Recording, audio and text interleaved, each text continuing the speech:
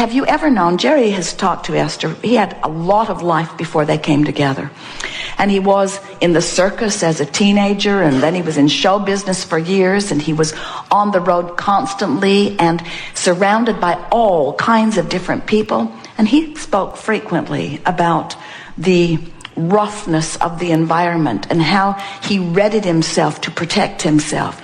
He was very fierce. He knew that there could be those who would come to fight, and he had to be ready for it and to give it everything he had when it did come. And for a period of his life, there was hardly a day that he did not have an altercation and come to physical blows with someone in his quest to make the world a better place. After all, don't you make the world a better place by beating the hell out of anyone who's trying to do the opposite?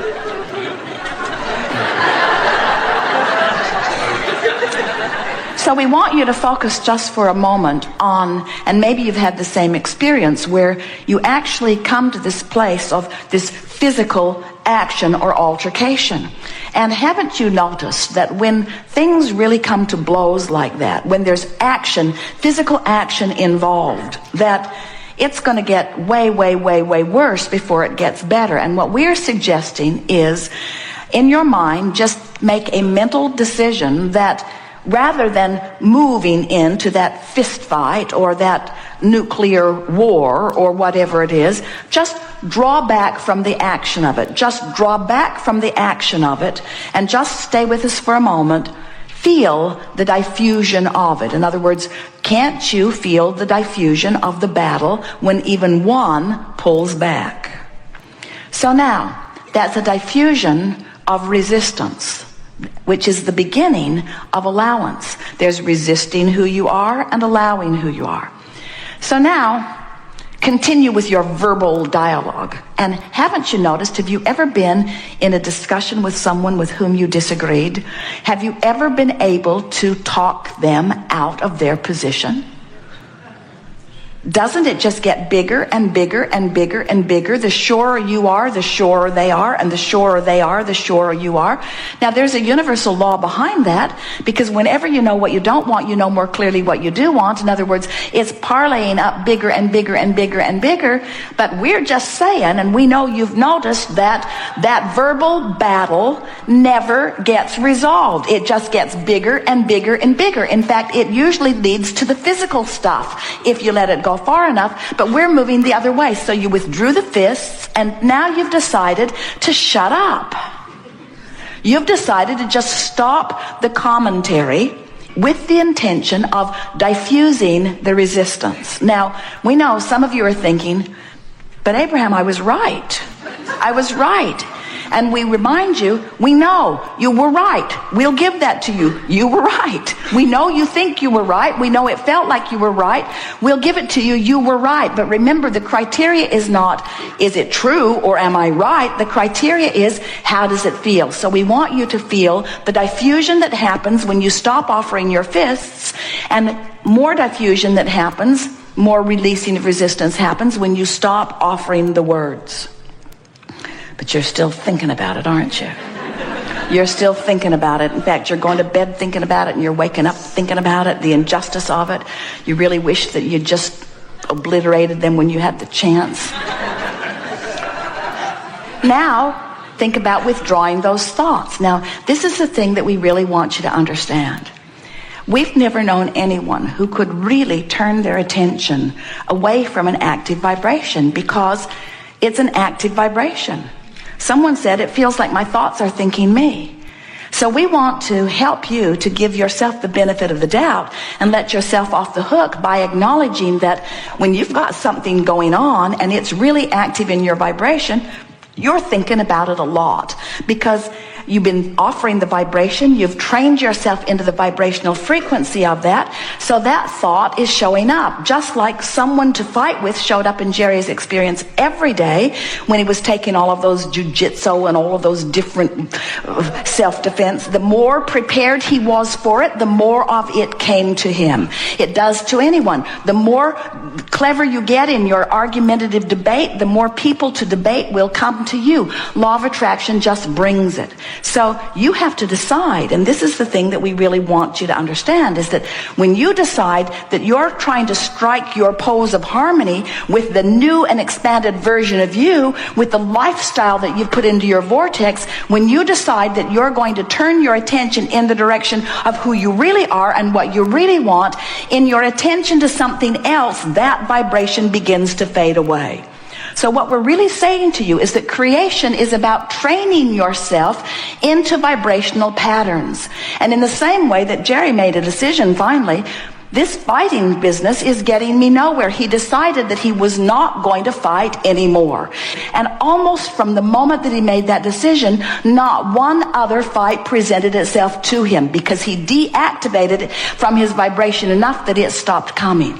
And we are proclaiming to you that you have the ability to deactivate all unwanted things in your vibration. But the only way that you can deactivate unwanted things is to make a decision about what you are going to activate. And the thing that makes it tricky for you is you cannot do it all at once. You can't just stop thinking about that. That's why we're sort of breaking it to you gently. We know most of you are not out there having fist fights, but we want you to think about action being an extreme vibrational patterning. By the time you're offering action about something, you've got a strong vibrational pattern going. And you've got a lot of strong vibrational patterns that serve you, but you have some vibrational patterns that don't serve you too. So cease the action as quickly as you can. Cease the commentary as quickly as you can. Do you know, if you would just make a decision to stop talking about those things that bother you, I'm going to stop talking about those things that bother me. I'm going to stop talking about those things that bother me. You would catch yourself more often when you're talking about those things that bother you. And eventually, by choosing the other side of it, years ago, we offered the idea of pivoting. When you know what you don't want, you know what you do want. So in the middle of talking about what you don't want, if you would stop and say, what I do want is, and wouldn't it be nice if, you could, in a very short period of time, we're talking about a matter of hours really, a couple of days at most, you could change the vibrational patterning of any subject that has been bothering you, and law of attraction will no longer bring you the cooperative components that are annoying you, and will begin to deliver to you the cooperative components that are pleasing to you. You live in a universe that is based upon vibration, and you are a veritable vibrational emitter. And you can control what you're emitting just like you can control what you do with your behavior. But it takes practice to do it. So, we've begun talking about this vortex because we want you to understand that there are 3 steps to the creative process. Step 1 is ask, and you can't help but do that. Contrast causes you to ask all day, every day. Know what you don't want, you're asking for what you do want. Step 2 is source becomes the vibrational equivalent of what you're asking for. That's this vortex that we're talking about. Source stands in this vortex, emitting the signal of what you have become. And law of attraction gathers all cooperative components to that vibrational place.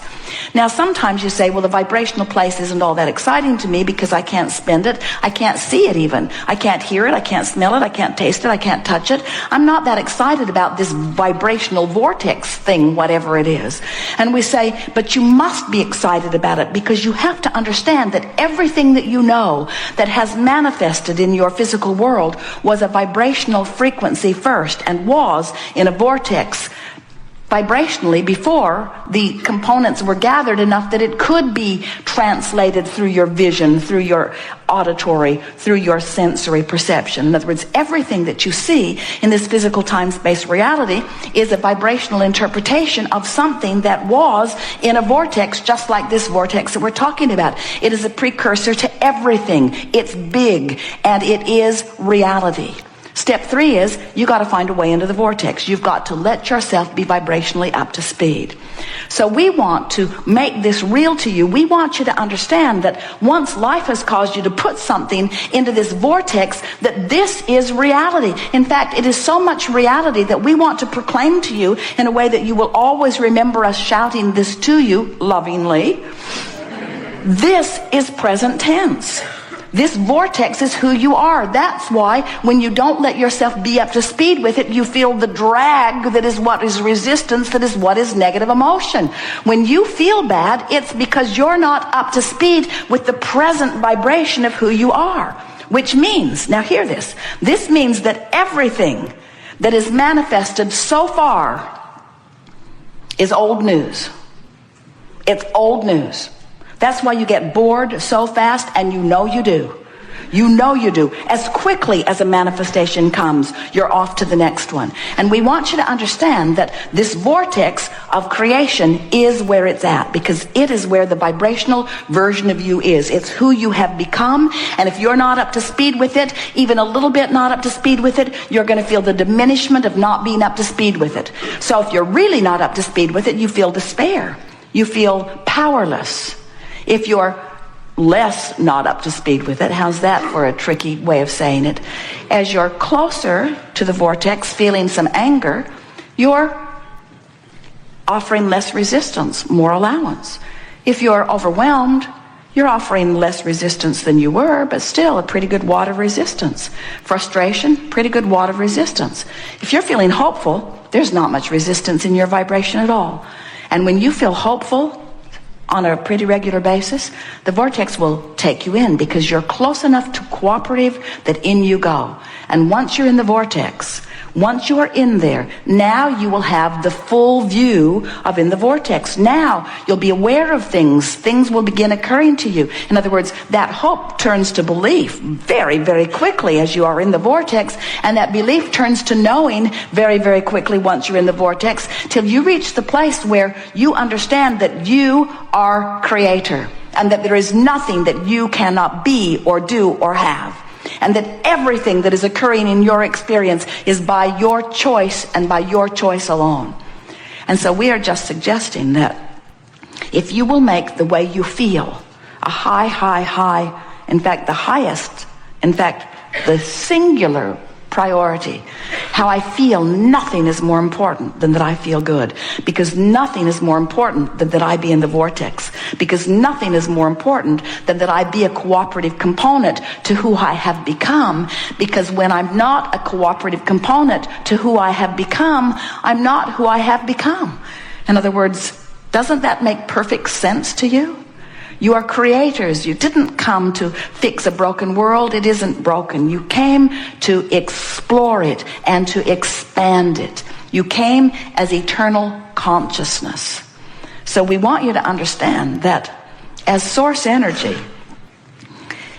as we see you here in your physical experience, and you are giving birth to all kinds of new rockets of desires, we embrace those rockets and we hold steadily to the new place that you have carved out. We have access to the benefit that you provide, and then we stand as that steady signal so that you can find your way into alignment with it. Sometimes people say, so you're using us, eh? We're here doing all of this sifting and sorting. Sometimes they say, well, Abraham, why don't you come and be physical? Why don't you come and be physical? And we so want you to understand that that which you are is that which we are, and that which we are is that which you are.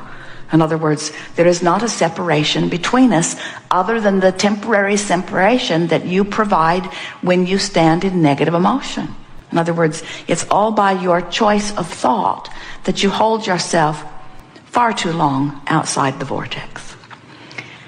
So, we are eager to talk with you about anything that is important to you.